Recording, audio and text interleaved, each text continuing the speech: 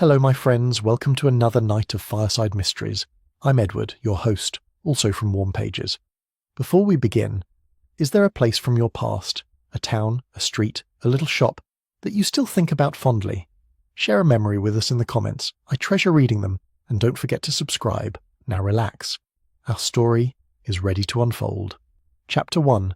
The storm gathers over Loch Dubh.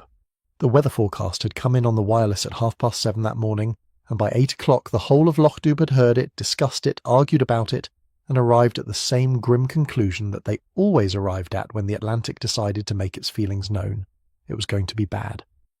Hamish Macbeth stood in the doorway of the Loch Dubh police station, which was also his home, his kitchen, his occasional refuge from the curious eyes of the village, and looked out at the sky above the loch. It had that particular colour that old Angus Mackay, who had been predicting weather from that hillside for 73 years, called a sky wi' intentions. A sullen, bruised yellow along the horizon where it met the water, and above that a pressing wall of grey that moved with the slow, purposeful menace of something that had already made up its mind. Lugs, his large and philosophically inclined dog, sat beside him, and regarded the loch with similar gravity. "Aye," said Hamish, to no one in particular and both of them at once. "That's us then." The village was making its preparations with the cheerful resignation of people who have been inconvenienced by nature so many times that inconvenience has become a kind of tradition. Mrs. Wellington, the minister's wife, was directing her husband to nail boards over the lower windows of the manse, which he was doing with the expression of a man who had long ago submitted his will entirely to higher powers, and was not entirely sure which of them was giving the orders. Rory Campbell at the chandler's was stacking sandbags with his customary unhurried efficiency. The Curry sisters, Jessie and Nessie, stood on their doorstep in matching anoraks, making observations about the forecast in alternating sentences, as was their habit.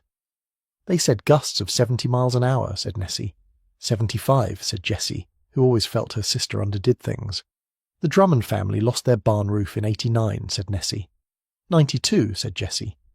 Hamish moved through the village with the unhurried lope that was the natural gait of a man who had nowhere pressing to be, and felt no need to pretend otherwise. He had telephoned his superior, Detective Chief Inspector Blair in Strathbane, to inform him of the forecast and to note, in his most carefully casual voice, that the roads would likely be impassable by nightfall. Blair, who would have taken any excuse not to drive to Loch Dubh in fine weather, had made a noise that might have been acknowledgment and rung off. It was the whisky-tasting weekend at the Loch Dubh Hotel that had filled the villagers' rooms, and Hamish had been mildly curious about it from the moment the posters had appeared.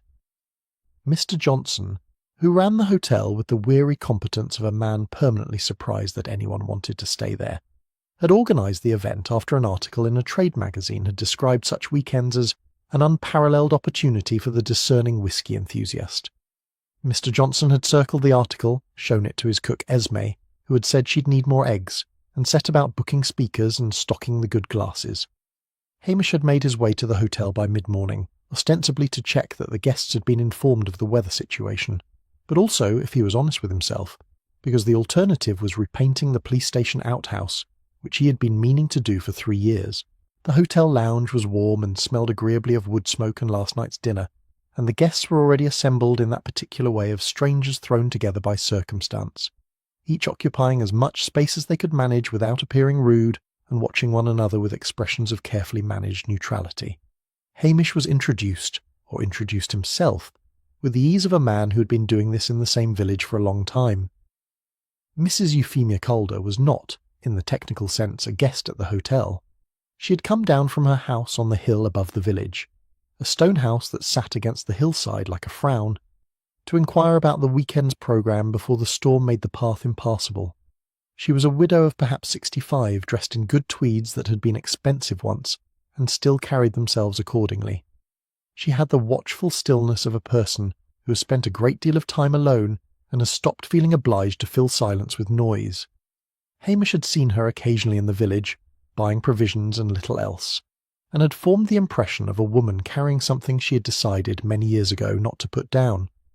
Gordon Lyle arrived next, or perhaps had been there before anyone else had noticed him, which was a talent Hamish filed away. He was a man of perhaps 50, with the easy practised charm of someone who had been selling things all his life and had made his peace with the fact. He described himself as an antiques dealer, and the description was probably accurate as far as it went, which, Hamish suspected, was not quite as far as the whole truth. The Grants, Fiona and Alistair, were young, or young enough that the adjective still applied without generosity. They had the look of a couple who had argued in the car and were now performing agreement for the benefit of strangers. Fiona Grant was pretty in a sharp, determined way, and wore her anxiety like a garment she was trying not to draw attention to.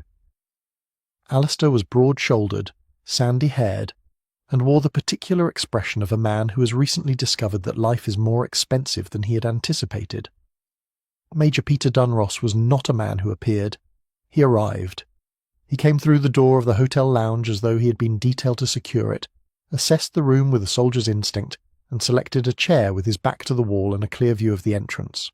He was somewhere in his late 60s, upright as a post, with close-cropped grey hair and eyes that had the quality of windows through which, Hamish thought, very little warmth had recently passed. Morag Sutherland was the one who surprised him most. She was a local woman. He knew her vaguely as the schoolteacher, a quiet, competent presence at village events, and he had not expected to find her among the guests. She sat slightly apart from the others with a cup of tea she did not appear to be drinking, and when her eyes met Hamish's there was a flicker in them, quickly suppressed, that he could not quite name. Not guilt exactly, closer to the expression of someone who has committed long ago to a decision they are no longer entirely sure was right. And then there was Clive Berryman. He came down the stairs at 11:20, having apparently slept late without any evidence of apology about it, and announced himself to the room with the confidence of a man who has never seriously considered that anyone might not be glad to see him. He was perhaps 45, with a journalist's eyes, always moving, always calculating, and the kind of broad, engaging smile that Hamish had learned over many years in the Highlands to distrust almost entirely. "This is extraordinary," Berryman said, gesturing at the window and the loch beyond, where the first serious gusts were beginning to crease the surface of the water. "Quite extraordinary. I've written about the Highlands, of course. Most people get it entirely wrong, you know. But there's a kind of operatic quality to this that I hadn't expected." No one replied immediately. Mr. Johnson appeared from behind the reception desk with the expression of a man who has decided that hospitality is a professional obligation and not a personal one, and announced that tea and coffee were available in the lounge, that the programme for the afternoon would proceed as planned, and that guests were advised to ensure their cars were parked on high ground. Berryman sat down beside Mrs. Calder, who had not invited him to do so, and said cheerfully, "Remarkable woman, coming down from that hill in this weather. I've been meaning to look into that house of yours, actually. Quite a history to the old houses up there, if one knows where to look." Mrs. Calder looked at him with the measured courtesy of a woman who has learned to be civil to people she does not trust, and said nothing at all. Hamish accepted a cup of tea from Esme, who had appeared briefly from the kitchen looking harried, and stood by the window watching the loch go dark under the advancing weather. Luggs had settled beneath his chair with the philosophical air of an animal that has accepted all weathers equally. There was something in the room, Hamish thought. Not in the storm, which was uncomplicated and honest about its intentions.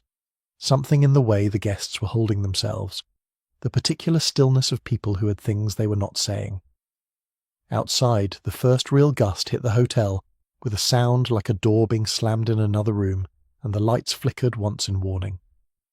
Hamish looked out at the hill above the village, where Mrs. Calder's stone house sat dark against the sky, and then back at the room, and thought that the weekend was going to be considerably more interesting than Mr. Johnson had intended. Chapter 2. Uneasy Company. The afternoon's whisky-tasting session proceeded with the determined cheerfulness of an event that has been paid for in advance and will not be cancelled on account of weather, acts of God, or the increasing awkwardness of the assembled company. Mr. Johnson had secured the services of a whisky expert from Inverness, who had arrived the previous evening, a pink-faced man called McIver, who spoke about peat and barley with the reverence other men reserved for theology. He stood at the head of the lounge with a row of bottles arranged before him like chess pieces, and explained the principle of nosing a dram as the wind outside began to make the old hotel windows rattle in their frames.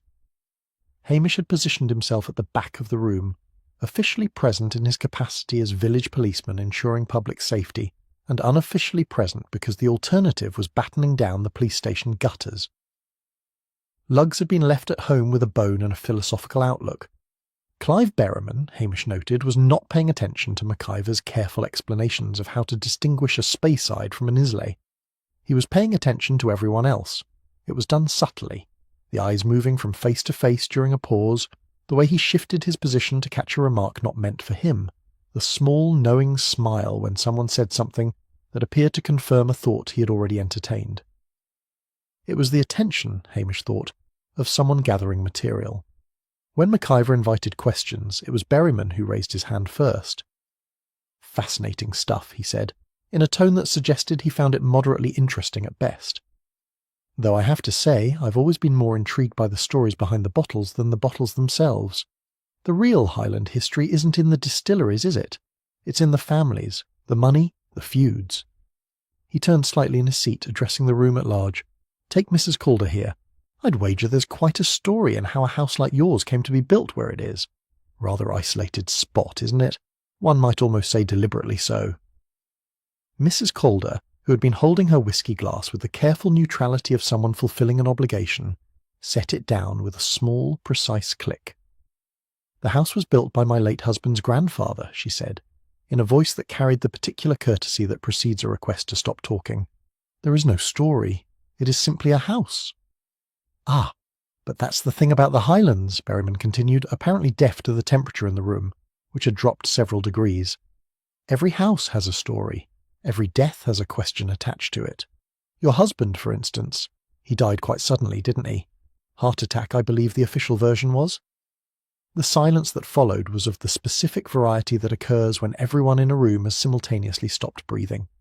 Mrs. Calder stood. She did it without haste, gathering her gloves and her handbag with movements that suggested she had been planning to leave anyway, and this merely confirmed her timing.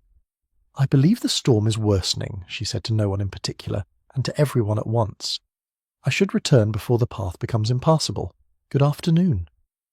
She left the room with the dignity of a woman who has had a great deal of practice leaving rooms, and Hamish watched her go with the growing certainty that Clive Berriman had just done something both deliberate and unwise. MacIver cleared his throat and attempted to resume his discussion of cask strength, but the session had acquired the quality of a party from which the life has been removed by someone opening a window in winter. Major Dunross spoke suddenly from his chair by the wall, his voice carrying the clipped authority of a man accustomed to being heard. "Mr. Berriman, you're a journalist, I take it?" "Travel writer, actually," Berriman said, smiling, "though I've done investigative work from time to time, when the story merits it." "And what story, precisely, do you imagine you're investigating here?" "Oh, nothing in particular, just general background, colour. The Highland villages are full of extraordinary things if one knows where to dig. You'd know something about that yourself, wouldn't you, Major? That business in Dornoch in '96. Must have been difficult being asked to resign your commission like that. Over what was it? An irregularity in the accounts?" The Major's expression did not change, but something behind it did, the way ice cracks before it breaks. "I was not asked to resign," he said, each word emerging separately, as though it had been individually cleared for release. "I retired honourably after 30 years of service. If you are suggesting otherwise, I would advise you to be very careful about what you commit to print." Of course," Berriman said, spreading his hands in a gesture of innocence. "I'm sure it was all perfectly above board. Just one of those unfortunate coincidences. The accounts investigation and the sudden retirement happening at the same time." Gordon Lyle, who had been affecting disinterest by examining the label on one of the whisky bottles, set it down rather more firmly than necessary. "You're a wee bit free with your insinuations, Mr. Berriman. One might almost think you came here looking to cause trouble rather than learn about whisky." "Not at all," Berriman said pleasantly. "I'm just naturally curious. It's served me well over the years. Turned up some remarkable stories. The antiques trade must be full of stories too, Mr. Lyle. All those objects changing hands, questions of provenance, the occasional item that perhaps ought not to have left its country of origin quite so easily." Lyle's easy charm did not so much slip as retreat behind something watchful. "I run a legitimate business," he said. "Everything documented, everything above board." "I'm sure you do," said Berriman. "I'm sure you do." It was at this point that Hamish decided that remaining a passive observer was no longer an adequate approach to the situation.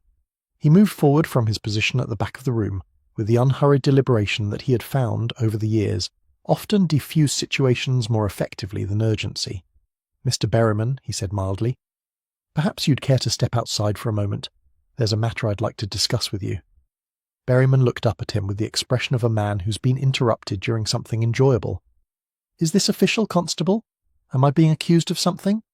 "Not yet," said Hamish, with a smile that did not involve his eyes. "I'd just like a wee word."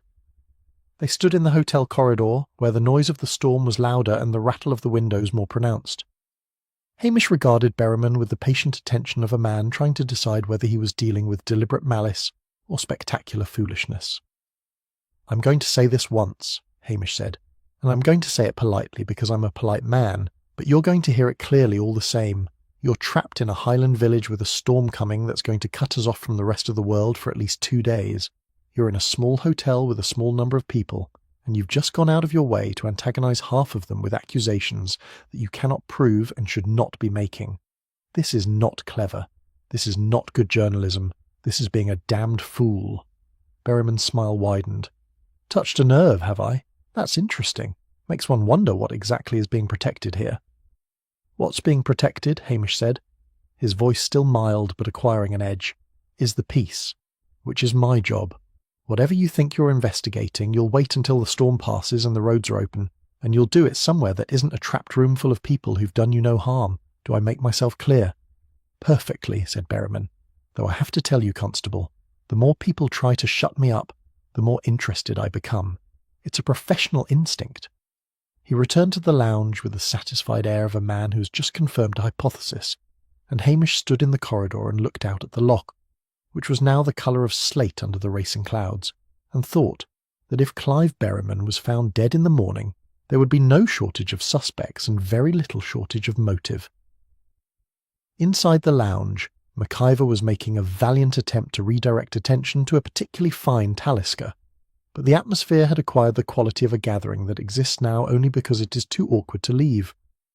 Morag Sutherland sat very still in her chair, her face carefully composed, but Hamish had seen the way her hands tightened on her glass when Berryman had begun his questions.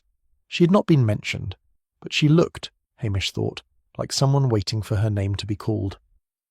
By evening, the storm had arrived in earnest. The wind came in great buffeting waves that made the hotel creak like a ship, and the rain arrived in sheets that turned the windows into running walls of water. The power went out twice, came back on, and went out again, and Mr. Johnson appeared with candles and the stoic expression of a man who had expected nothing less. Dinner was served by candlelight, a surprisingly good venison stew prepared by Esme, who had apparently decided that if the world was ending she might as well feed people properly on the way out. The guests ate largely in silence, the early attentions unspoken but present, like an additional course that no one had ordered. Hamish excused himself before the pudding, citing a need to check on the village, and made his way back through the storm to the police station. Luggs greeted him with the expression of a dog who has philosophical questions about the nature of weather, but has decided they can wait until after dinner. Outside, the storm hammered at the Highland coast with the single-minded determination of something that had come a very long way to make a point.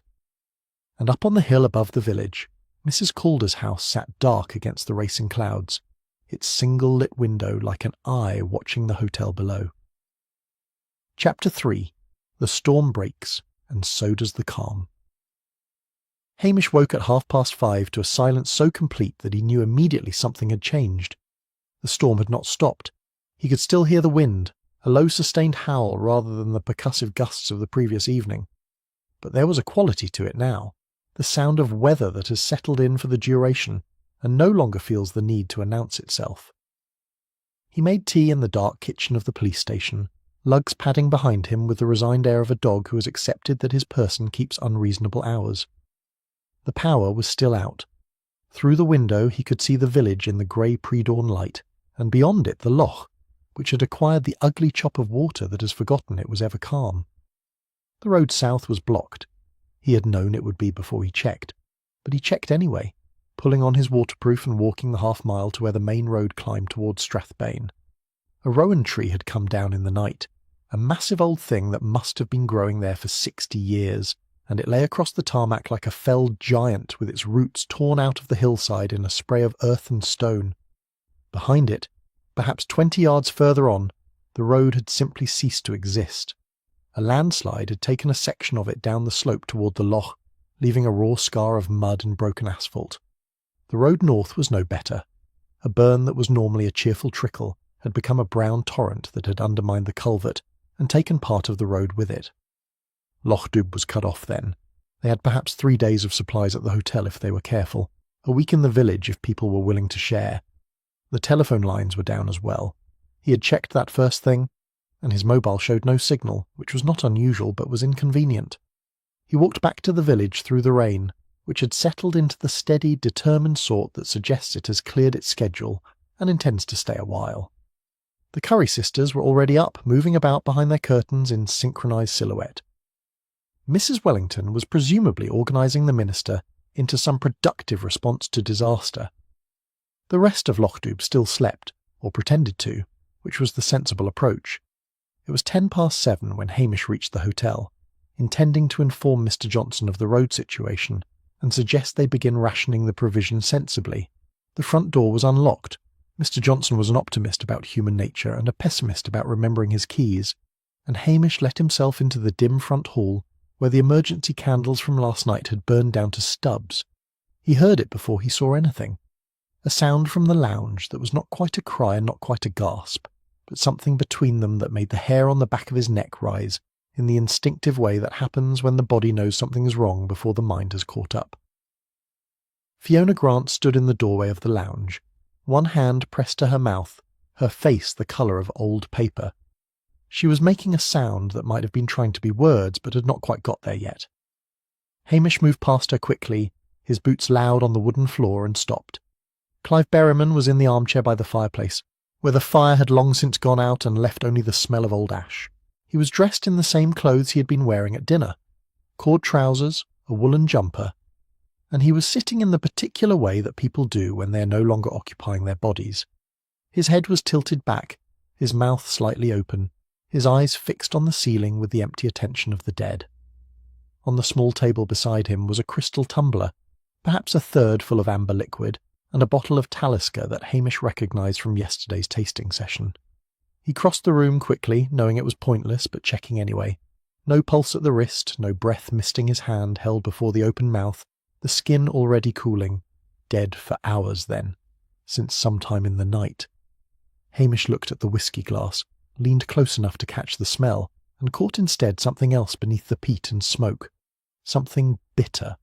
Something that did not belong. He straightened, his mind already moving through the implications like a man counting doors in a burning building. Isolated. No telephone. No backup. No forensics. No way in and no way out. And a dead man who had made enemies of half the hotel's guests before his first full day was done. Behind him, Fiona Grant had found her voice, and it came out high and thin. Is he dead?" "Aye," said Hamish quietly. "He is that." "Oh God! Oh God, what happened? Was it his heart?" Hamish looked at her, at the genuine shock in her face, and then back at the glass on the table. "I don't believe it was," he said. The hotel came to life in stages.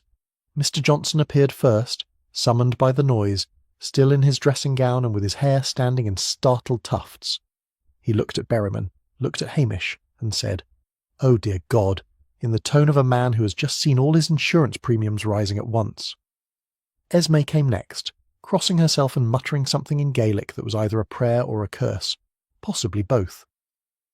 Then Alistair Grant, who put his arm around his wife and steered her firmly away from the doorway. Then Gordon Lyle, looking grey and considerably less charming than he had managed yesterday. Major Dunross descended the stairs already fully dressed despite the hour, took in the scene with a soldier's quick assessment, and said, "Poison?" "I believe so," said Hamish. "Good God." Morag Sutherland was the last to appear, wrapping a cardigan around herself as she came down the stairs. When she saw Berryman, her hand went to her throat, and for a moment Hamish thought she might faint. Then she steadied herself against the banister and said, in a voice that was almost too controlled, "What happened?"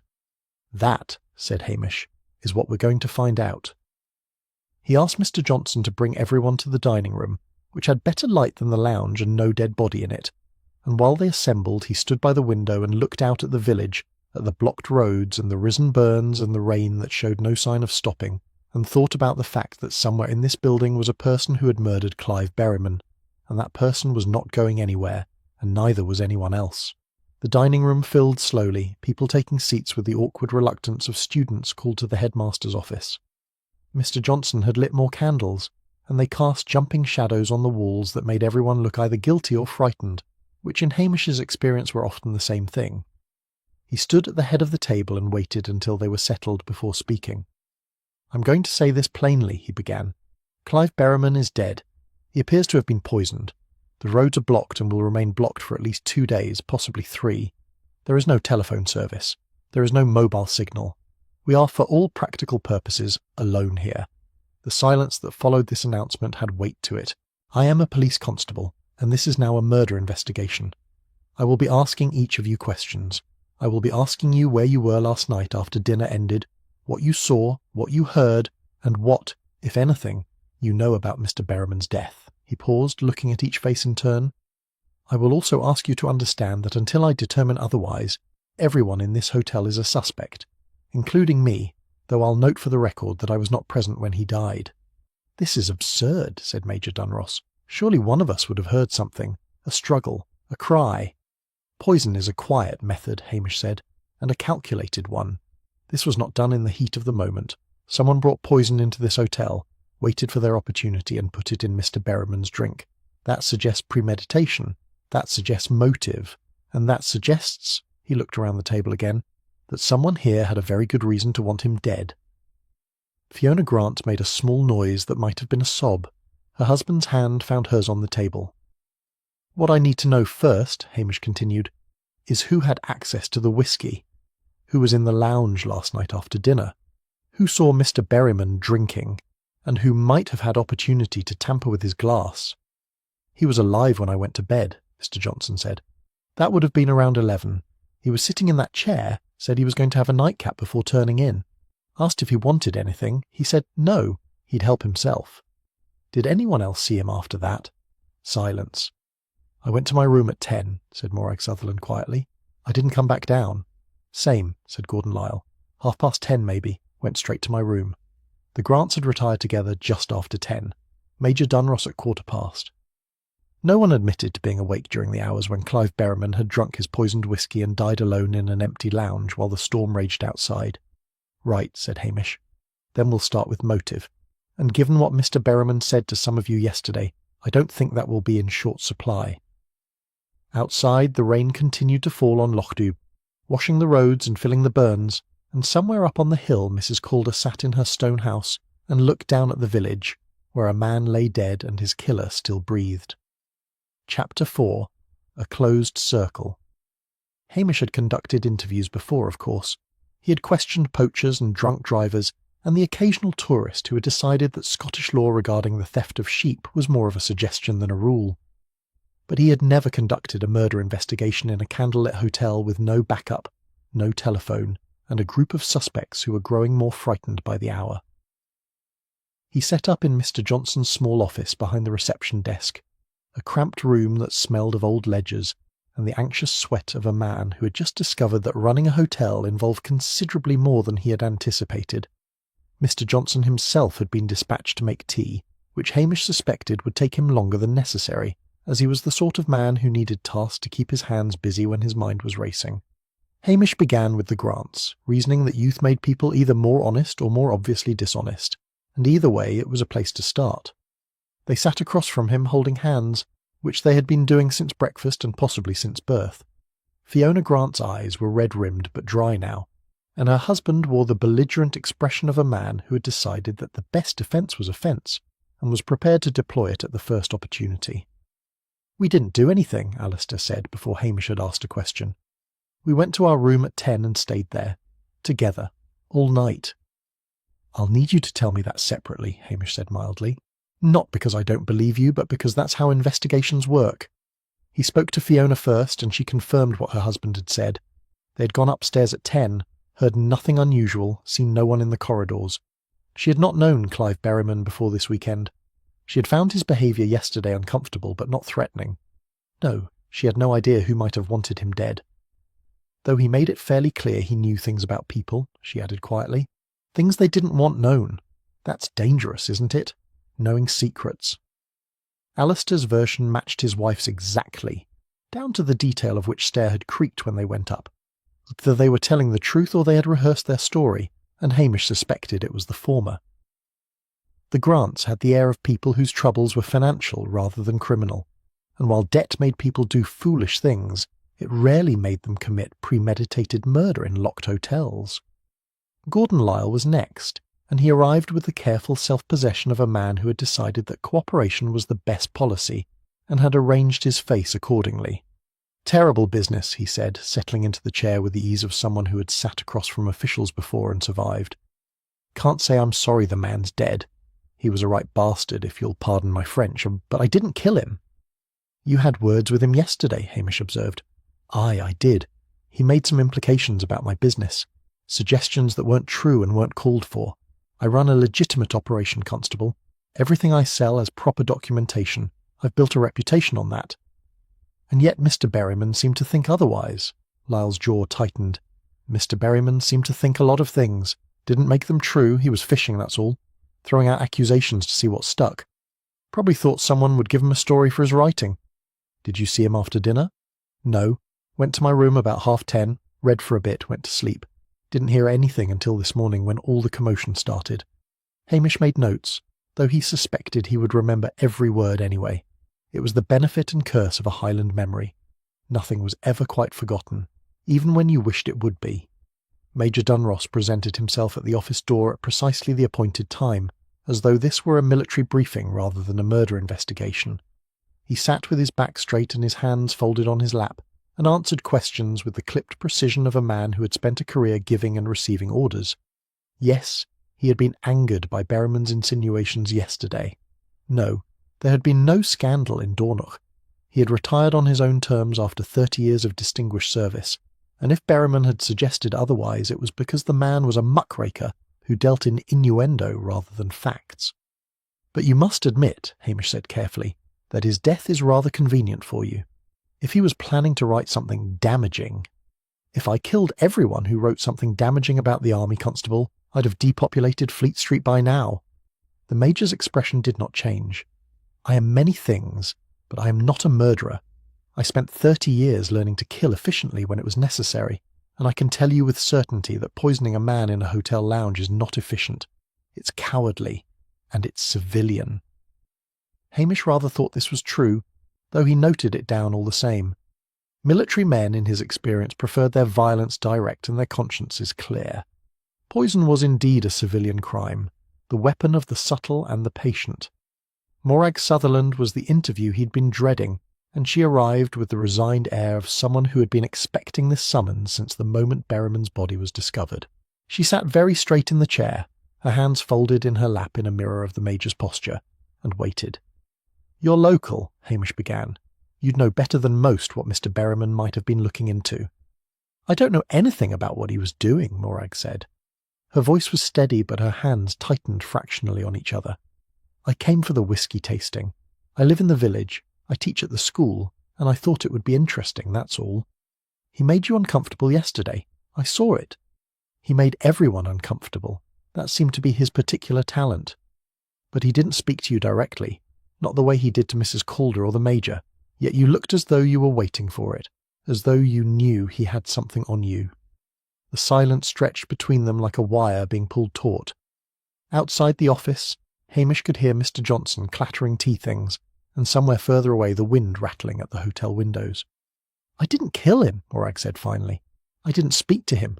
I didn't go near him after dinner, and I don't know who did. That's all I have to say." She left before he could press further, and Hamish let her go. There was something there. He knew it with the certainty of a man who had spent years reading the weather of human behaviour.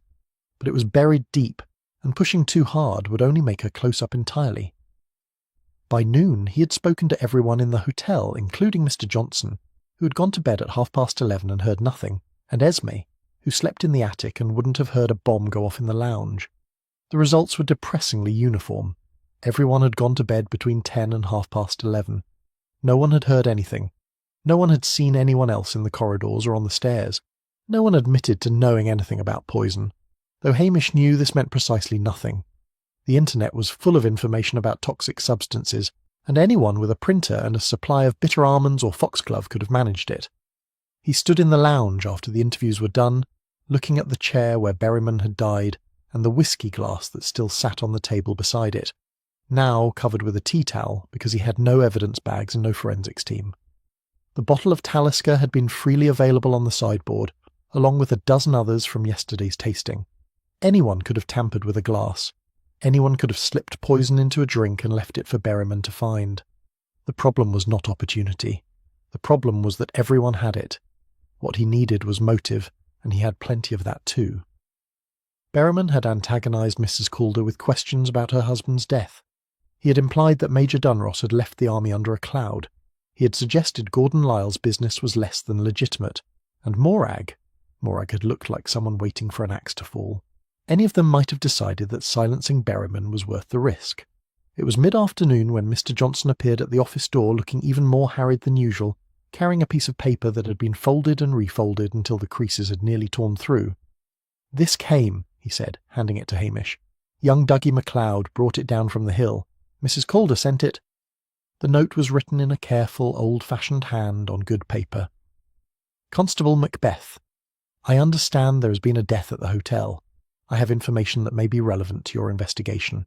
I would be obliged if you could visit me at your earliest convenience, weather permitting.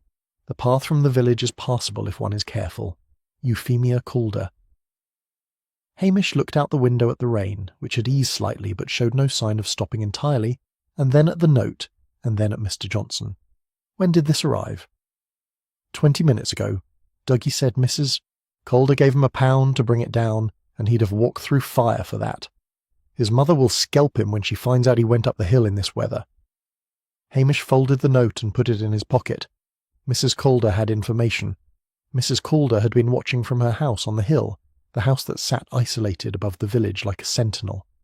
The widow on the hill knew something. He would have to go to her, and soon, though the prospect of climbing that muddy path in this weather was not appealing. But first he needed to secure the scene, establish a watch rotation to make sure no one tampered with evidence, and convince a roomful of frightened, suspicious people that they needed to cooperate with a murder investigation despite the fact that one of them was a killer. Outside, the light was already beginning to fade, though it was barely 3 o'clock.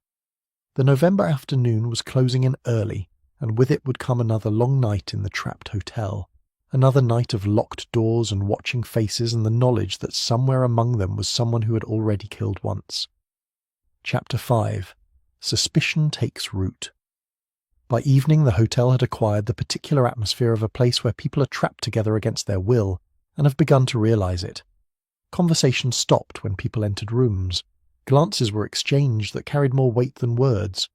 The dining room, where Esme served a lamb hot pot that no one had much appetite for, felt less like a gathering of guests than a collection of strangers who happened to be occupying the same lifeboat, and were not entirely sure they could trust each other with the oars. Hamish had stationed himself in the lounge after dinner, ostensibly to guard the scene of the crime, but actually because he had learned over the years that people said more interesting things when they thought they were being casual than when they were being questioned formally. He sat in the corner with a book he was not reading, and a cup of tea that had gone cold, and watched the dynamics of fear play out in the candlelight. The Grants sat together on the sofa, speaking in low voices. Fiona kept glancing toward the armchair where Berryman had died, as though expecting him to still be sitting there. Major Dunross had taken up position in his usual spot by the wall, a glass of whisky in his hand that he was not drinking so much as guarding. Morag Sutherland sat alone with her knitting, the needles clicking with mechanical precision, though Hamish noticed she kept dropping stitches and having to go back. Gordon Lyle was the one who broke the uneasy peace.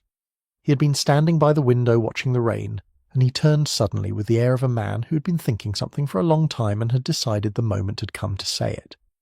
"I've been going over it in my mind," he announced to the room at large, "trying to work out who would have done this, and I keep coming back to the same thing. The poison had to come from somewhere.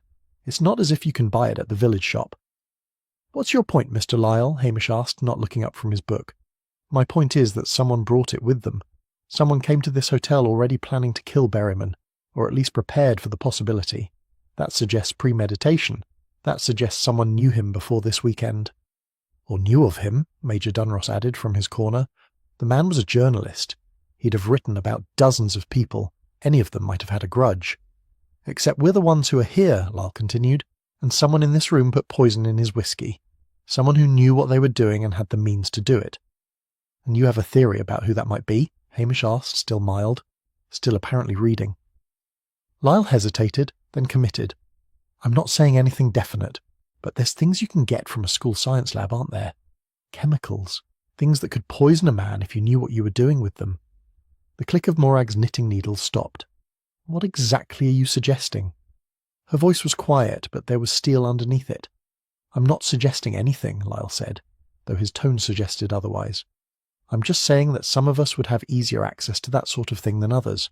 That's all. That's quite enough, Hamish said, closing his book with a snap that made everyone jump. Mr. Lyle, if you have evidence, you'll present it to me in private.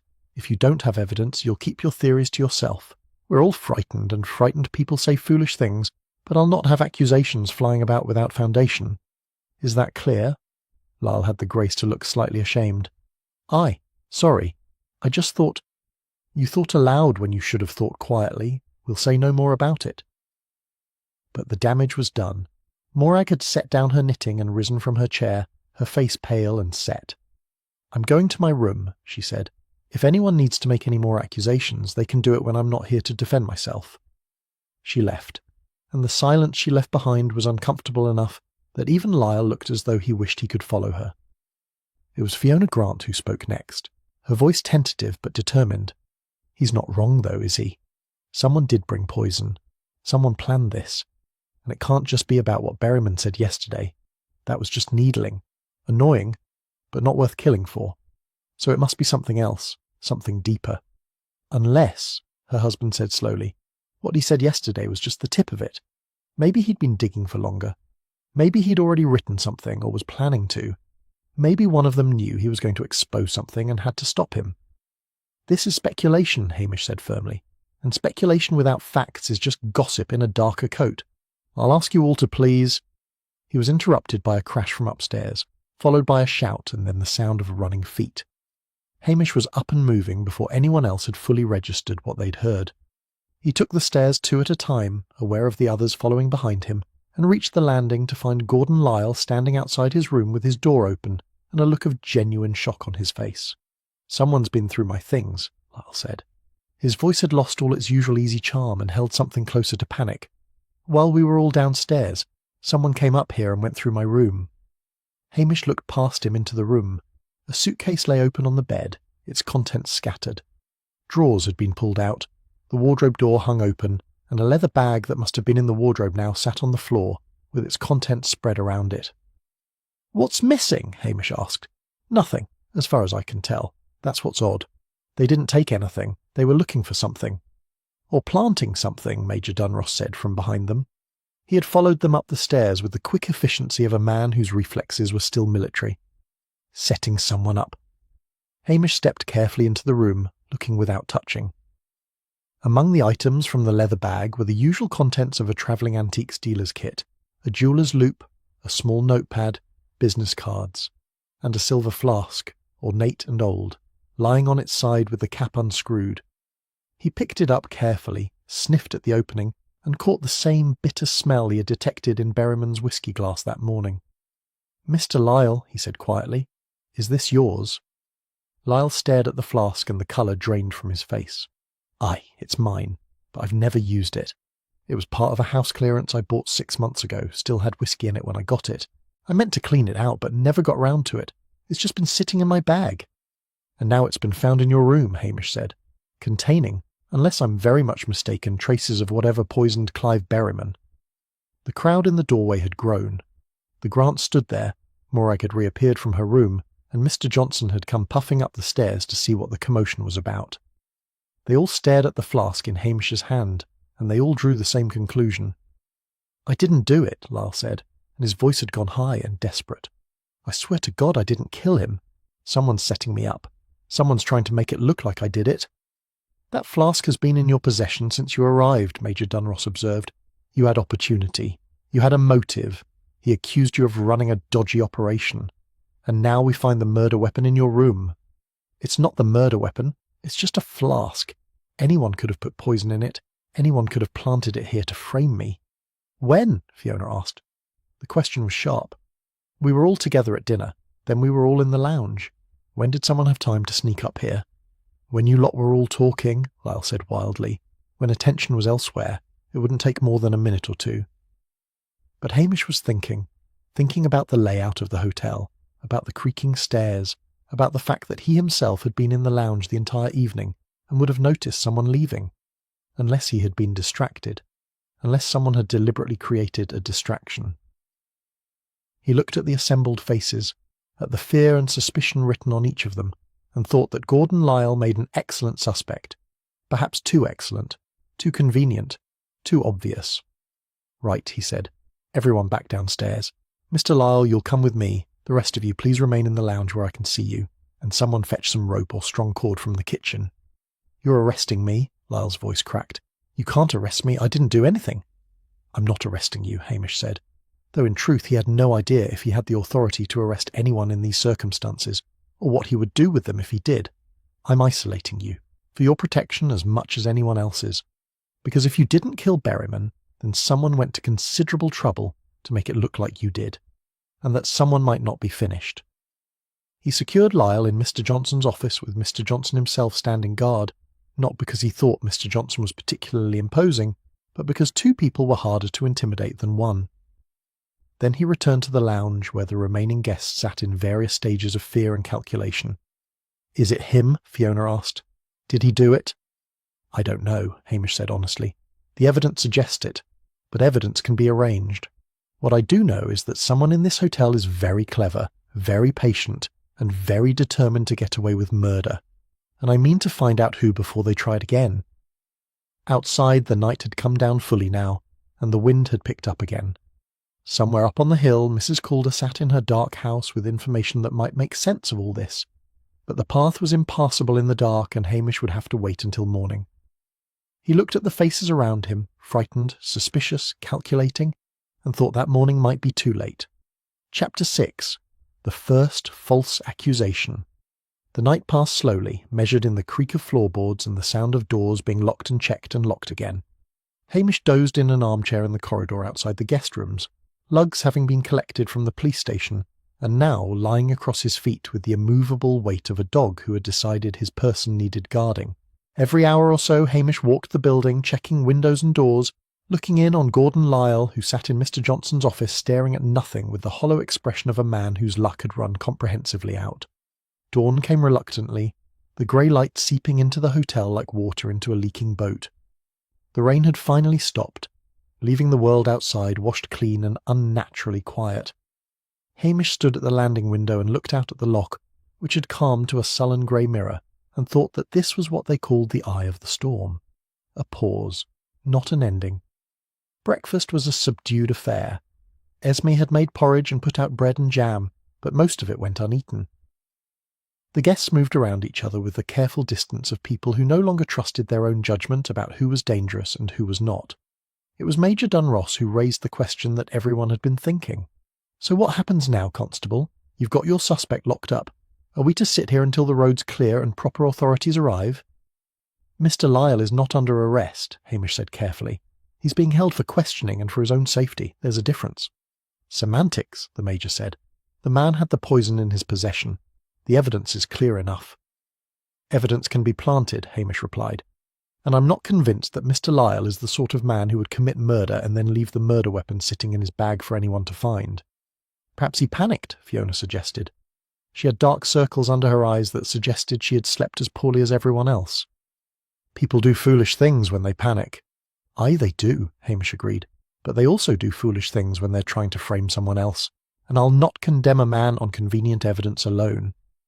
This was met with the sort of silence that suggested disagreement, but no willingness to argue the point further. Hamish excused himself and made his way to the office where Gordon Lyle sat slumped in Mr. Johnson's desk chair, looking as though he had aged a decade overnight. I need you to tell me the truth, Hamish said without preamble, about everything, about your business, about what Berryman knew, about why you're really here. Lyle looked up at him with red-rimmed eyes. I told you, I'm an antiques dealer. I came for the whiskey weekend. And I'm a simple Highland policeman who believes every word he's told. Mr. Lyle, a man is dead and you're holding something back. Now you can tell me what it is, or you can sit here and let everyone believe you're a murderer. Your choice." There was a long pause. Outside the office, Hamish could hear the clatter of dishes being cleared from breakfast and the low murmur of voices. Finally Lyle let out a long breath. "All right. Berryman was right. Not about everything, but about some of it. I've sold things that perhaps didn't have quite all the documentation they should have had. Nothing major, nothing illegal exactly. But grey area things, pieces that came from house clearances where the provenance was uncertain, items that might have been removed from estates before proper inventories were done." He looked up at Hamish. "I'm not a thief, but I've bought from people who might have been, and Berryman somehow found out about it. He contacted me 3 weeks ago, said he was writing an article about the antiques trade and wanted to interview me. I knew what that meant. He was going to expose me.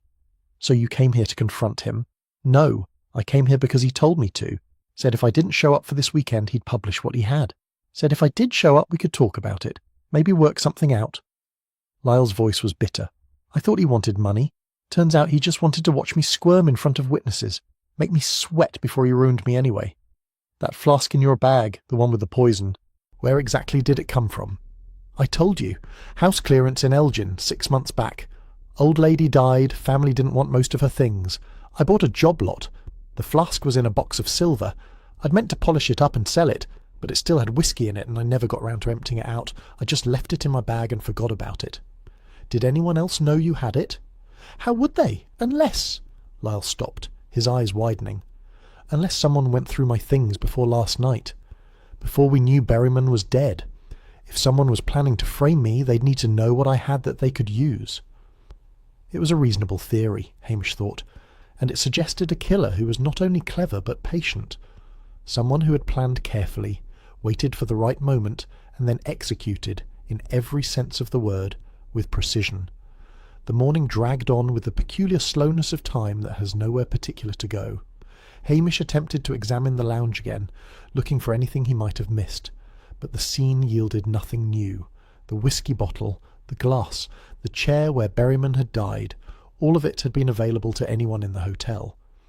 There were no convenient fingerprints, no dropped handkerchiefs with embroidered initials, no helpful notes saying, "I did it, signed, the murderer."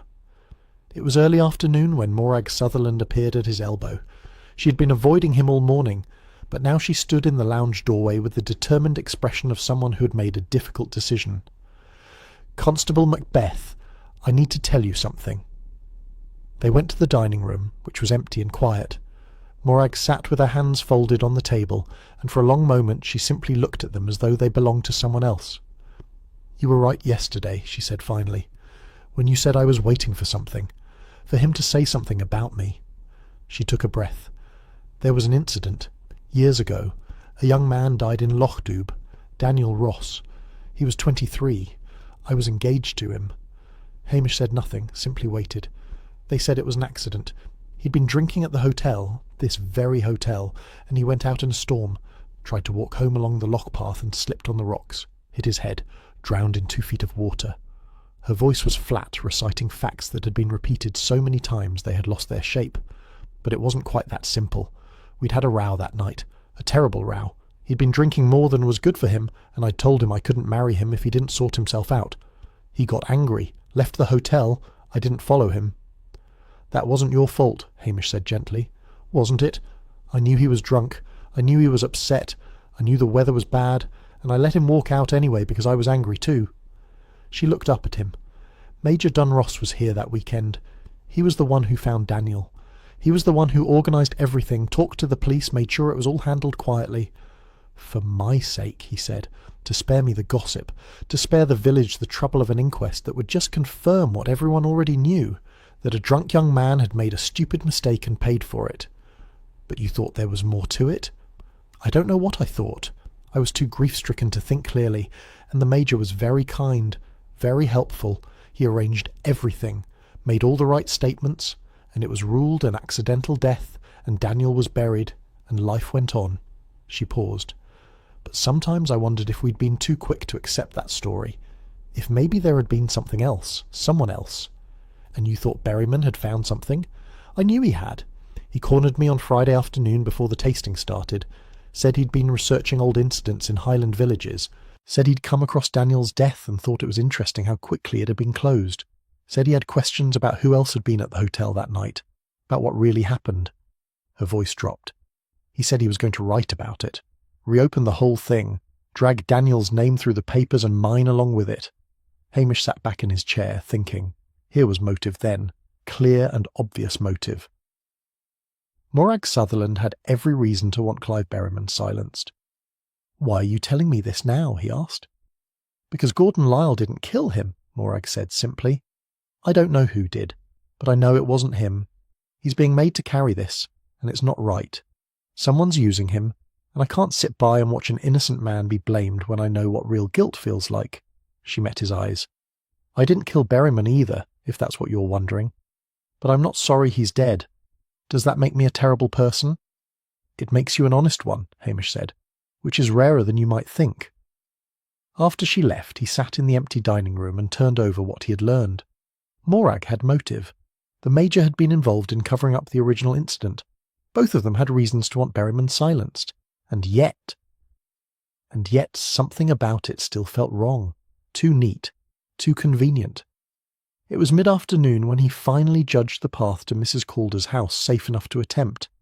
He told Mr. Johnson where he was going, instructed him to keep everyone together in the lounge, and set out up the hill with lugs trotting ahead of him like a hairy advance guard.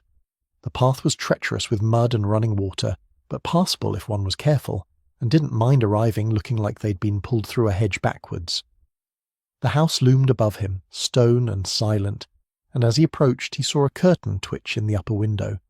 Mrs. Calder was watching for him, and whatever she had to tell him, he had the distinct feeling it was going to change everything. Chapter 7. A Second Incident. Mrs. Calder's house was exactly what Hamish had expected it would be. Spare, clean, and furnished with the kind of good furniture that speaks of money, that has been around long enough to stop announcing itself. She met him at the door with a tea tray already prepared, as though she had timed his arrival to the minute, and led him into a sitting room that looked out over Loch Dubh and the loch beyond. "Sit down, Constable," she said, pouring tea with the steady hand of a woman who had poured a great many cups of tea in her lifetime, and saw no reason to make a performance of it. "You'll want to know what I have to tell you, and I'll want to know what's happened at the hotel since that man died." Hamish accepted the tea and gave her a brief account of events. The discovery of Berryman's body, the isolation of the hotel, the flask found in Gordon Lisle's room. Mrs. Calder listened without interruption, her face unreadable. "And you don't believe Mr. Lisle did it?" she said when he had finished. It was not a question. "I think someone wants me to believe he did it," Hamish replied, "which is not the same thing. No, it's not." She set down her teacup with the precision of a woman organising her thoughts. "I asked you to come here because I have information about Mr. Berryman. He came to see me on Thursday afternoon, the day before the whisky weekend began." Hamish felt something shift in his understanding, like a picture being turned right way up. "He came here? To your house?" "He did. He said he was a journalist researching old Highland families and their histories. He was very charming about it, very respectful. Said he was writing a piece about how the old way of life was disappearing, how the great houses were being sold off or falling into ruin, that sort of thing." Her mouth tightened. It was all nonsense, of course. What he really wanted was to ask me about my husband's death.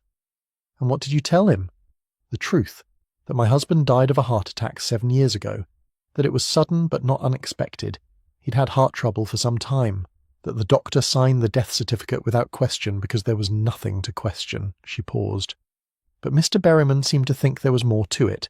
He implied, very carefully, very politely, that perhaps my husband's death had been convenient, that I had inherited everything, that I had been considerably younger than my husband, and might have had reasons to wish him gone. "And how did you respond to that?" "I told him to leave my property and not to come back." Her voice was cold. "I am a widow, Constable Macbeth, but I am not a murderer. My husband was a difficult man in many ways, but I did not kill him, and I'll not have some journalist with a theory, and no evidence suggesting otherwise." Hamish sipped his tea, thinking. "But you asked me to come here because you have information, not because you wanted to tell me what Berryman said to you." "No, I asked you to come because of what I saw." She rose and went to the window, looking down at the village below. "I watched the village, Constable. It's what I do. I've lived alone in this house for 7 years, and watching has become a habit. Some might call it being nosy. I call it being observant, and I was observing on Friday night when Mr. Berriman died." Hamish set down his cup carefully. "What did you see?" "I saw lights in the hotel windows. I saw people moving about, and I saw someone leave the hotel by the side door at 11:30 and cross the car park." "Could you identify who it was?" "Not with certainty. The storm was already making visibility poor, but I could tell you it was a woman. The way she moved, the shape of her. She was wearing a dark coat and carrying something, a bag or a case. She went to one of the cars in the car park, opened the boot, put whatever she was carrying inside, and then went back into the hotel. She was outside for perhaps 3 minutes. Which car?" "I couldn't tell you that either. It was too dark and the angle was wrong from up here." "But someone left that hotel during the hours when Mr. Berriman was alone in the lounge, and they were doing something they didn't want anyone to know about." Hamish thought about this. A woman. That narrowed it to Fiona Grant, Morag Sutherland, or possibly Esme, though he had a hard time imagining the cook creeping about in the storm. It also suggested that whatever had been put in the car boot was something the killer wanted to hide. Evidence, perhaps, or the source of the poison. "There's something else," Mrs. Calder said. "About the incident Miss Sutherland told you about. The young man who died." "You know about that?" "I know about most things that happen in Lochdoub, Constable. It's a small village. Daniel Ross died 8 years ago. I remember it well because it happened the same winter my husband first took ill. There was talk at the time, not much, but enough. People wondered if it had really been an accident." "And what did you think?" Mrs. Calder turned from the window to face him. "I think Major Dunross wanted it to be an accident very badly. I think he made sure it was ruled an accident, and I think he did it for Morag Sutherland's sake, because he's the sort of man who believes in protecting young women from scandal. But I also think—" She hesitated. "I also think there was someone else at the hotel that night who had reason to want Daniel Ross dead, and that person has been living quietly in this village ever since, hoping no one would ever ask the right questions." Before Hamish could press her further, there was a sound from outside, boots on gravel, running fast. He turned to see young Dougie MacLeod pelting up the path, his face red with exertion and something that looked like fear. "Constable!" the boy gasped as Hamish opened the door. "You've got to come quick, there's been another one." Hamish's blood went cold. "Another murder?" "No, not dead. But Miss Sutherland, someone pushed her down the stairs at the hotel. Mr. Johnson sent me to fetch you. She's hurt bad, he says." Hamish was already moving, thanking Mrs. Calder over his shoulder and taking the muddy path down at a pace that was just short of reckless.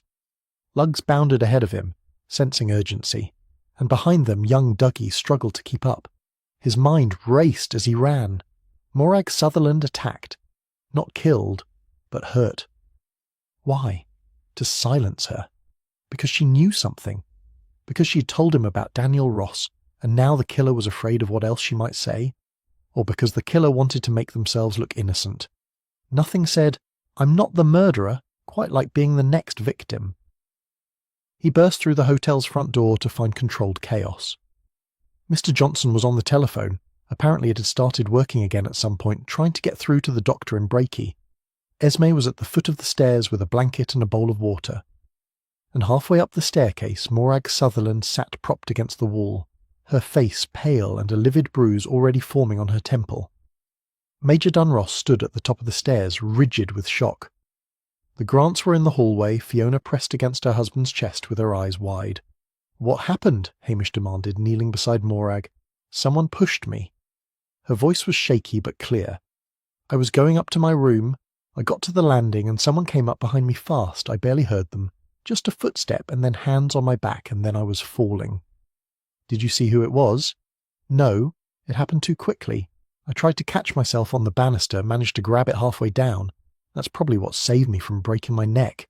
She touched her head gingerly. "Hit my head on the wall going down, though. Stars and all that." Hamish looked up at the staircase. It was narrow and steep, the sort of Victorian construction that had been built when people were shorter and less concerned about safety regulations. A hard push from behind would send someone tumbling easily enough. If Morag hadn't caught the banister, if she had fallen all the way to the bottom— "Where was everyone when this happened?" he asked, addressing the room at large. "I was in the kitchen," Esme said. "Heard the crash and came running."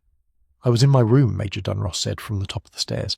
Came out when I heard the noise, didn't see anyone else up here." The Grants had been in the lounge. Mr. Johnson had been at the reception desk, facing away from the stairs. Gordon Lyle was still secured in the office, which meant it couldn't have been him. Someone had taken advantage of a moment when attention was elsewhere, crept up behind Morag Sutherland and tried to kill her, or at least tried to harm her badly enough to send a message. The message being, stop talking, stop remembering, stop helping the constable piece things together. "Right," Hamish said, helping Morag to her feet as gently as he could.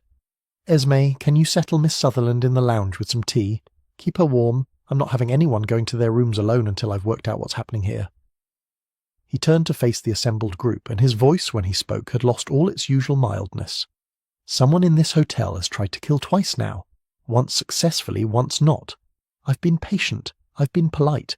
I've given everyone the benefit of the doubt. But that ends now. Someone here is a murderer, and someone here knows more than they're saying, and I mean to find out who before anyone else gets hurt." He looked at each face in turn, frightened, calculating, angry, shocked. "The storm is passing," he said. "The roads will be clear by tomorrow. Help will arrive and proper police will take over this investigation. But I'll tell you now that if I haven't worked out who killed Clive Berryman by then, I'll make damn sure that no one leaves this hotel until I have. We're all staying right here, together, where I can see you, and if the killer wants to make another move, they'll have to do it with me watching." Outside, the afternoon light was already fading toward another long Highland evening, and somewhere in the hotel, a murderer was beginning to feel cornered. Chapter 8. The Hidden Connection. Evening settled over the hotel like a weight. Hamish had arranged everyone in the lounge and dining room where he could observe them, and the atmosphere had acquired the quality of a wake where the corpse is still among the living, and no one is quite sure which guest it is. Morag Sutherland sat wrapped in blankets by the fire, a cup of sweet tea in her hands that Esme had pressed upon her with the firm instruction to drink it all. The bruise on her temple had darkened to an ugly purple, and she moved carefully, as though her body had not quite forgiven her for the fall. Hamish stood by the window, ostensibly watching the last of the daylight fade over the loch, but actually watching the reflections of everyone in the room. It was an old trick. People were less guarded when they thought you weren't looking directly at them. Major Dunross sat ramrod straight in his chair, but his hands betrayed him, gripping the armrests with a tension that suggested a man barely holding himself in check. The Grants whispered to each other in urgent undertones, their heads close together. Gordon Lyle, released from the office now that it was clear he couldn't have pushed Morag, sat apart from everyone with the bitter expression of a man who had been wrongly accused and was still deciding whether to be angry or relieved. It was the pattern of it that troubled Hamish. Not the individual pieces, which were clear enough, but the way they fit together, or rather, the way they seemed designed to fit together in a way that was just slightly too convenient. He thought about what Mrs. Calder had said. Someone else at the hotel that night had reason to want Daniel Ross dead, someone who had been living quietly in the village ever since. The trouble was, most of the people in this room weren't from Lochdoub. The Grants were from Glasgow. Gordon Lyle travelled constantly for his work. Major Dunross had retired to the village only 3 years ago. Only Morag Sutherland had been here 8 years ago when Daniel Ross died. Unless... Hamish turned from the window, his mind suddenly moving in a different direction. Unless the connection wasn't to Lochdoub itself, but to the incident. Unless someone else had been at the hotel that weekend 8 years ago, and had reasons of their own for wanting Daniel Ross's death to remain an accident. "Major Dunross," he said suddenly, "you said you found Daniel Ross's body. You said you helped sort everything out that night. Were you staying at this hotel?" The Major looked up, startled by the direct question. "Yes, I was passing through on my way to a fishing lodge in Sutherland. Stopped for the night. Bad weather, much like this weekend. And who else was staying here? I couldn't tell you. It was 8 years ago. I barely remember." "You remember," Hamish said quietly. "A man dies unexpectedly. You find the body. You handle the arrangements. You remember. So who else was here?" There was a long silence. Then the Major said, his voice careful, "There was a commercial traveller, a salesman of some sort, and an older couple, tourists, and there was someone else, a young woman. She'd checked in that afternoon." Hamish felt something click into place. "What was her name?" "I don't recall." "Try." The Major's jaw tightened. "I said I don't recall. It was 8 years ago, and I had other concerns that night than memorising the guest register." But Morag Sutherland had gone very still, her teacup frozen halfway to her lips. She was staring at Fiona Grant with an expression that was slowly shifting from confusion to recognition to something very much like horror. "It was you," Morag said, her voice barely above a whisper. "You were here, that weekend. I remember now. You had different hair, shorter, and you were thinner. But it was you." Fiona Grant's face had gone the colour of chalk. "I don't know what you're talking about," she said, but her voice wavered. "Yes, you do." Morag was standing now, the blanket falling from her shoulders. "You were here. You checked in on Friday afternoon. You said you were walking the West Highland Way. I remember because I thought it was odd. Someone doing the way in November. And Daniel," her voice caught. "Daniel noticed you. He always noticed pretty girls. He flirted with you at the bar." "That's ridiculous," Fiona said, but she was gripping her husband's hand so tightly her knuckles had gone white. Hamish moved closer, his voice gentle but implacable. "Mrs. Grant, were you here 8 years ago when Daniel Ross died?" No. I've never been to Lochdoub before this weekend." "You're lying," Morag said flatly. "I remember you. I remember Daniel bought you a drink. I remember being angry about it because we'd been fighting and there he was chatting up some stranger. I remember you laughing at something he said." Alistair Grant stood up, putting himself between his wife and the room. "That's enough. You're confused. The fall, the shock. You're not thinking clearly." "I'm thinking perfectly clearly," Morag said. "Your wife was here. She knew Daniel. And now Berriman is dead, and someone's been trying to silence me, and I think we all need to know why." Hamish looked at Fiona Grant, really looked at her and saw past the pretty young wife to something harder underneath. Something frightened and cornered and dangerous. "Mrs. Grant," he said quietly, "I think you'd better tell us the truth." For a long moment, no one moved. Then Fiona Grant seemed to collapse inward, all the tension going out of her at once. She sat down heavily, her husband's hand still in hers, and when she spoke her voice was dull and defeated. "All right. Yes, I was here, 8 years ago. I was walking the way. I was younger. I was stupid. I thought I was having an adventure."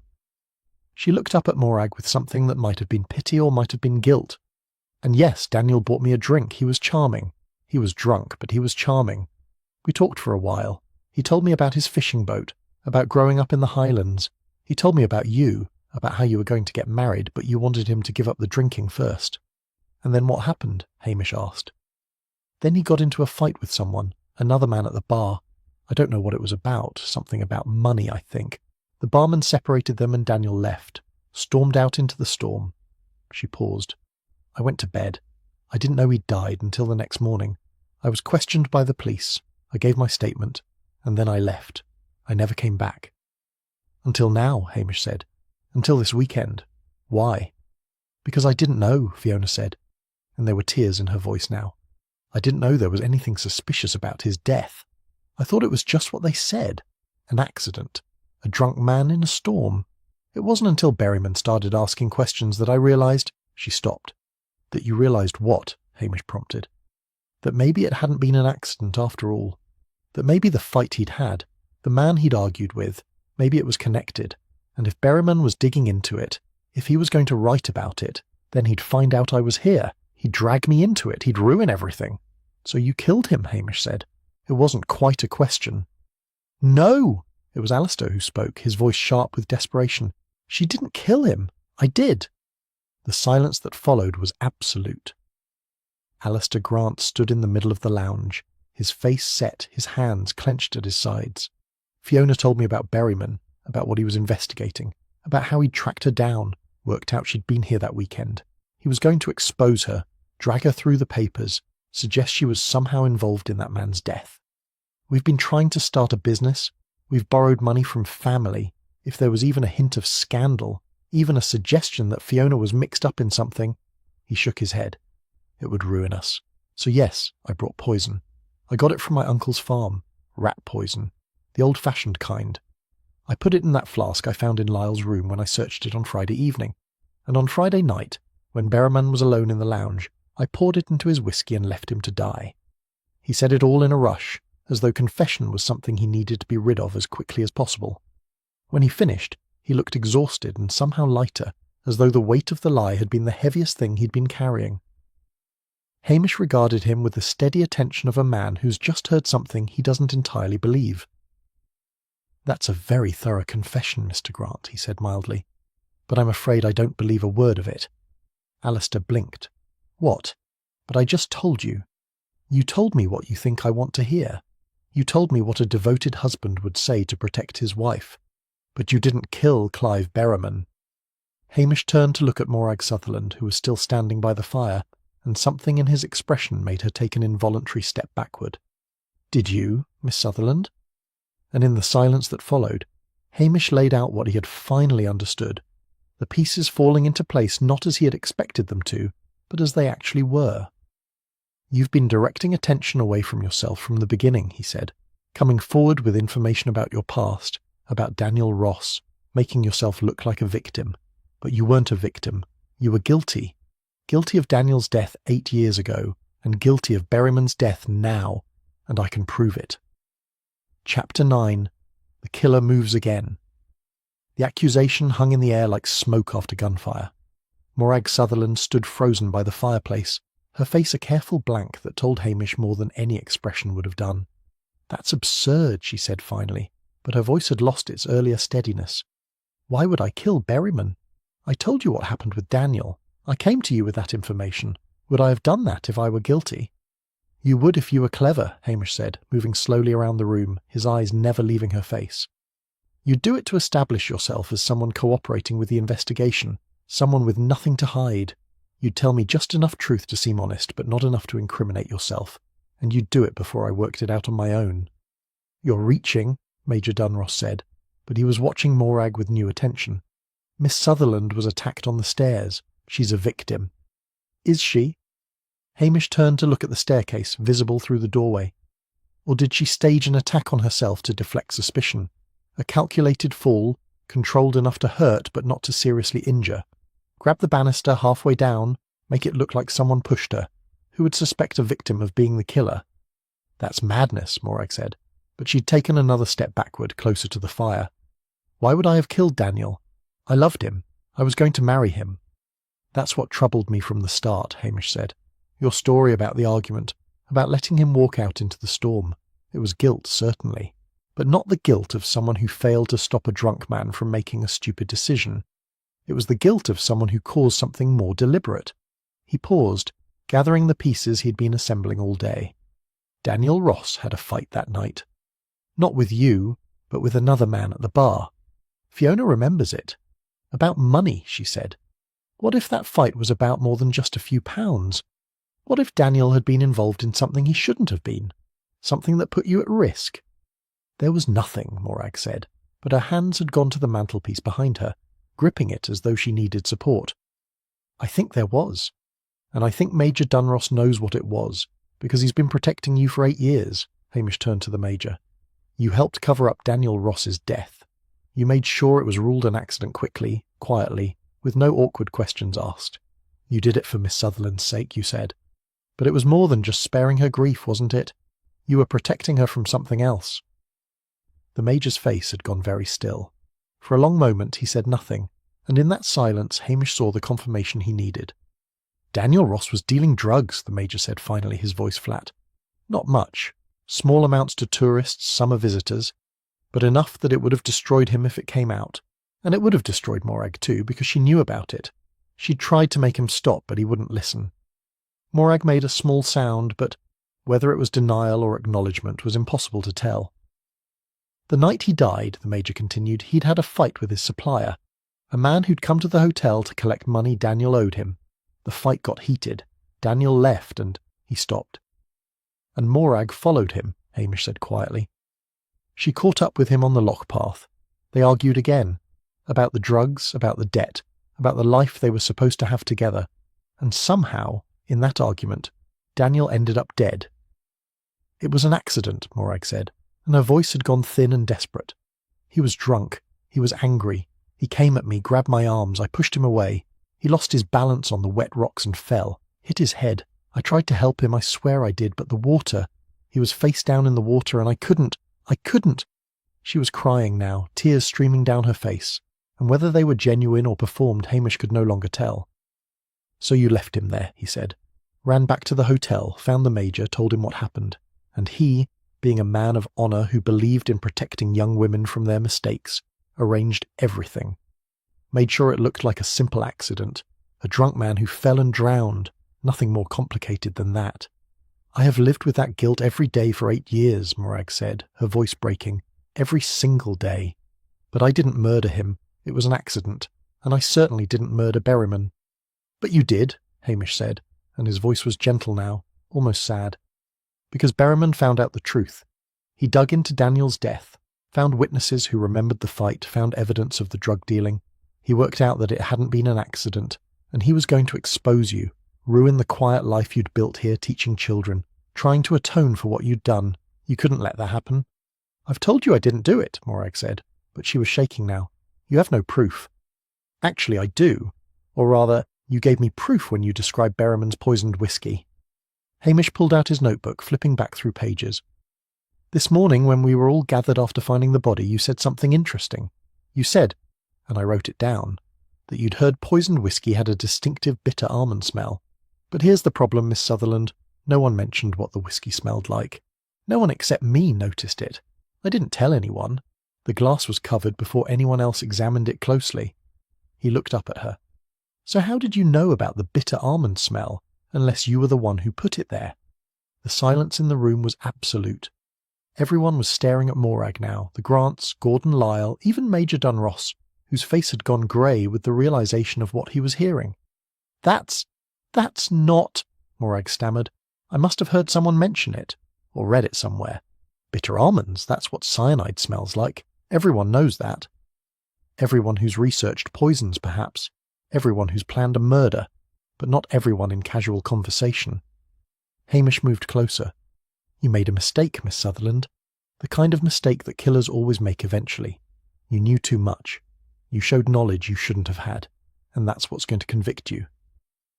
But even as he said it, Hamish saw something change in Morag's expression. The tears dried up as though they'd never been. The trembling stopped, and what replaced it was something colder and more calculating than anything he'd seen from her before. Very clever, Constable Macbeth, she said quietly. You almost had me convinced you believed it yourself.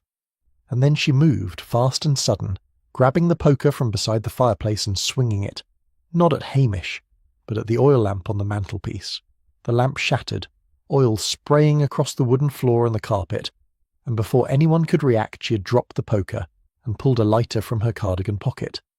Don't move, she said, her voice now stripped of all pretense of fragility. Any of you, or I'll burn this place down with all of us in it. Hamish stood very still, his mind racing through options and finding none of them good. The oil was spreading, the smell of it filling the room. One spark and the whole lounge would go up, old dry wood and fabric and 8 years of furniture polish providing perfect fuel. You don't want to do this, he said calmly. It's over, Morag. You've been caught. Adding more deaths to your conscience won't help. Won't it? She laughed, and the sound had no humour in it. I've already killed twice. What's a few more? At least this way I take you all with me. At least this way there's no trial, no prison, no years of people whispering about what I did. There's another way, Hamish said. You can put down the lighter. You can come quietly. You can... But he was interrupted by a crash from upstairs, loud and violent, followed by the sound of breaking glass. Everyone's heads turned instinctively toward the noise, and in that moment of distraction Hamish moved. He crossed the distance between them in 2 long strides, his hand closing over hers before she could trigger the lighter. They struggled, brief and fierce, and then Major Dunross was there, his military training overriding shock, taking the lighter from her grasp and stepping back with it, held carefully away from the oil. Morag Sutherland collapsed into a chair, not fighting any more, not crying, just sitting with the defeated posture of someone who has run out of options and knows it. It was supposed to look like Gordon did it, she said dully. I searched his room, found the flask, knew it would be perfect, put the poison in it, waited for my moment, then planted it back where it would be found. Simple. She looked up at Hamish with something like respect. You're cleverer than you look, Constable. Most people never would have caught the thing about the smell. Most people, Hamish said quietly, aren't used to listening carefully to what people say when they're frightened. The crash from upstairs turned out to be young Dougie MacLeod, who had climbed onto the roof and dropped down through an upper window with the kind of 12-year-old logic that sees a crisis and decides climbing on roofs in the dark is a reasonable response. He appeared at the top of the stairs looking immensely pleased with himself until his mother, who had followed Hamish up to Mrs. Calder's house and then down again when she heard what was happening, gave him a skelping that could be heard throughout the hotel, which, Hamish thought, watching Morag Sutherland sit defeated in her chair while Esme mopped up oil and Major Dunross stood looking 20 years older than he had that morning, was probably the most normal thing that had happened in Lochdoub all weekend. Chapter 10. Truth in the Clearing Storm. The morning after Morag Sutherland's confession dawned clear and cold, the storm having finally blown itself out during the night and left the highlands washed clean and gleaming in pale sunlight. The kind of morning, Hamish thought, that made you understand why people wrote poems about Scotland despite the weather, trying its best to kill them 6 months of the year. He had spent the night in the hotel corridor again, this time with Morag secured in her room and Major Dunross sitting guard outside the door with the grim determination of a man doing penance. The roads were still blocked, but word had got out via the newly restored telephone lines, and by mid-morning a police helicopter was making its way from Strathbane with Detective Chief Inspector Blair and a proper forensics team. Hamish stood outside the hotel watching it approach, Lugg sitting beside him with the satisfied air of a dog who has survived a crisis and expects extra dinner as compensation. "Well, Macbeth," Blair said when he emerged from the helicopter, red-faced and looking as though the flight had not agreed with him. "I hear you've been playing at Detective Inspector." "Just doing my job, sir," Hamish said mildly. "Bit of a situation here with the storm and all." "Aye, well, we'll take it from here." Blair stumped toward the hotel with the air of a man determined to find fault with everything Hamish had done, which was more or less Blair's default approach to existence. The forensics team, who were considerably more professional, went about their work with quiet efficiency, while Blair conducted what he called proper interviews with everyone involved. Hamish provided his notes and evidence, answered questions when asked, and generally kept out of the way while Blair took credit for solving a murder that Hamish had in fact solved entirely on his own. It was, he reflected, the way of the world. Highland constables did the work, and Strathbane inspectors got the commendations. He had long since made his peace with it. By afternoon the helicopter had taken Morag Sutherland away, along with Major Dunross, who was facing charges as an accessory for his role in covering up Daniel Ross's death 8 years ago. The Major had gone quietly, his back straight and his face resigned, and if he regretted his choices he kept it to himself, which was probably the most soldierly thing about him. The remaining guests prepared to leave as soon as the roads were declared passable. Gordon Lisle, cleared of all suspicion and deeply grateful for it, shook Hamish's hand with genuine warmth and promised to check his inventory more carefully in future. The Grants packed their bags in subdued silence, Fiona still pale with the shock of how close she had come to being implicated in murder, Alistair hovering protectively beside her, like a man who has learned exactly how much his wife means to him. It was early evening when Hamish finally made his way back up the muddy path to Mrs. Calder's house. She was at the door before he knocked, tea already laid out, as though she had been expecting him. "So, it was Morag Sutherland after all," she said, pouring tea with her usual steady hand. "I confess I hadn't suspected her. She always seemed such a gentle soul." "The gentle ones are often the most desperate," Hamish said, "and desperation makes people capable of things they never imagined." "And the Major? Will they prosecute him?" "Aye, I expect so, though he'll likely get off with a suspended sentence and a lecture. He was trying to protect someone he thought had made a terrible mistake. The court will take that into consideration." Hamish accepted his tea. "You saw something that night 8 years ago, didn't you, when Daniel Ross died?" Mrs. Calder was quiet for a moment, looking out her window at the village below.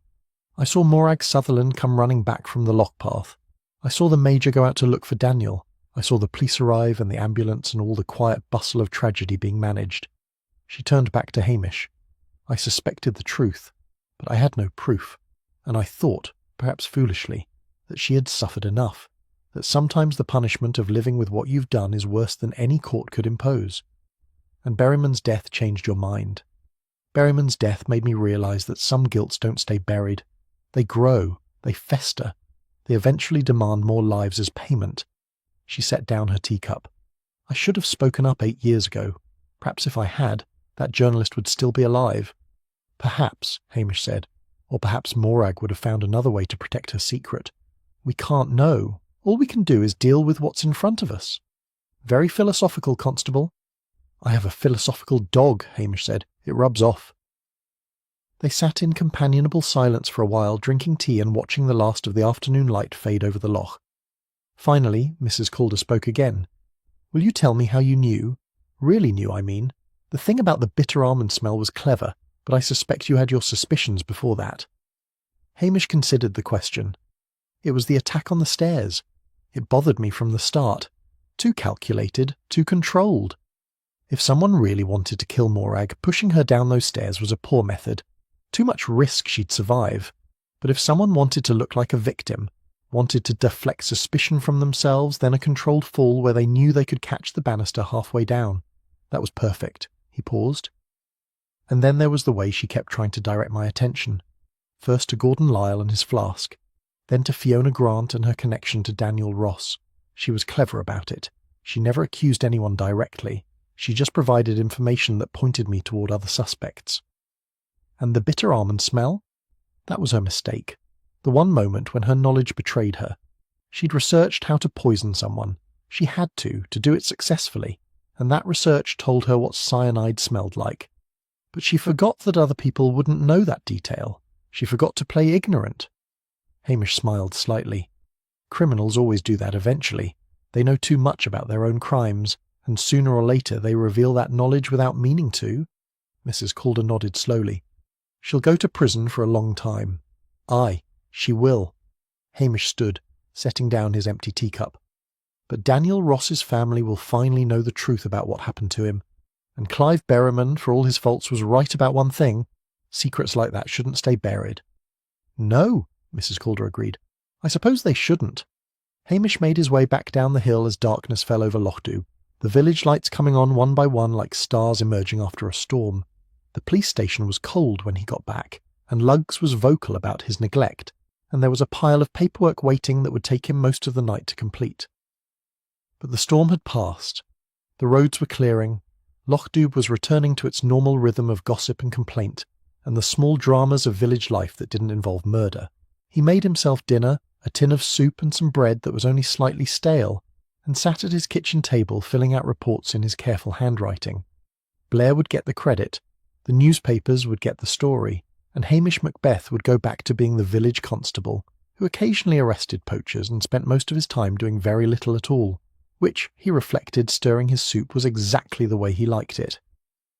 Outside, the November night was clear and cold, and somewhere up on the hill Mrs. Calder sat in her stone house and looked down at the village, where the lights burned warm against the darkness, and the secrets that had been buried for 8 years had finally been brought into the open. The Curry sisters were already spreading their version of events, each correcting the other's details in alternating sentences. Mrs. Wellington was organising a prayer service for those affected by the tragedy. Angus Mackay was back on his hillside predicting next week's weather with the same authority he'd predicted this week's storm. Lochdoub breathed.